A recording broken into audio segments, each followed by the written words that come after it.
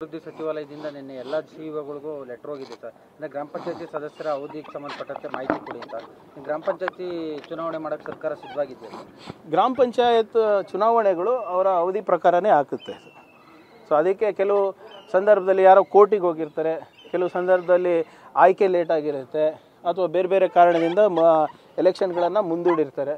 So ಅದನ್ನು ಯಾವ ರೀತಿ ಅದನ್ನು ಒಂದೇ ಸಂದರ್ಭದಲ್ಲಿ ಮಾಡ್ಬೋದಾ ಅಂತ ಪರಿಶೀಲನೆ ಮಾಡಲಿಕ್ಕೆ ನೋಡ್ತಾ ಇದ್ದೀವಿ ಅಷ್ಟೇ. ಅದು it is a regular notice.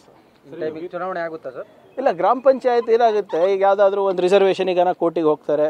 ಈಗ ಏನೋ ತಾಲೂಕ್ ಪಂಚಾಯತು, ಜಿಲ್ಲಾ ಪಂಚಾಯತು ಇಡೀ ಸ್ಟೇಟ್ ಮೇಲೆ ಬೇರಿಂಗ್ ಇರ್ತವೆ. ಆದರೆ ಗ್ರಾಮ ಪಂಚಾಯತ್ ರಿಸರ್ವೇಷನ್ ಇರ್ಬೋದು, ಬೇರೆ ಬೇರೆ ಅದರ ಲೋಕಲ್ ಇಶ್ಯೂಸ್ ಮೇಲೆ ಅವರು ಕೋರ್ಟಿಗೆ ಹೋಗಿದ್ರೆ ಅದು ಮಾತ್ರ ಅಫೆಕ್ಟ್ ಆಗುತ್ತೆ, ಇಡೀ ರಾಜ್ಯಕ್ಕೆ ಅಫೆಕ್ಟ್ ಆಗಲ್ಲ. ಸೊ ಆ್ಯಸ್ ಪರ್ ಕಾನ್ಸ್ಟಿಟ್ಯೂಷನಲ್ಲಿ ಆ್ಯಸ್ ಪರ್ ಏನು ಟೆನ್ಯೂರ್ ಇದೆ ಅದ್ರ ಪ್ರಕಾರ ನಾವು ಮಾಡಬೇಕಾಗುತ್ತೆ. ಯಾರು ಹೇಳ್ತಾ ಇದ್ದಾರೆ? BJP ಅವ್ರು ಹೇಳ್ತಾ ಇದ್ದಾರೆ. ಆಯ್ತು ರೀ, ನಾನು ಹೇಳ್ತೀನಿ, ಅಶೋಕ್ ಅವರು 100 ಕೋಟಿ ಕೊಟ್ಟಿದ್ದಾರೆ ವಿರೋಧ ಪಕ್ಷದ ನಾಯಕರು ಅಂತ, ಅದಾಕಿ. ವಿಜೇಂದ್ರ ಅವರು ದುಬೈಗೆ ಹೋಗ್ತೀನಿ, ಯಾವಾಗಲೂ ದುಬೈಗೆ ಹೋಗಿ ಬರ್ತಾರೆ ಅಂದ್ಬಿಟ್ಟು ಯಾರು ಹೇಳ್ತಾ ಇದ್ರು?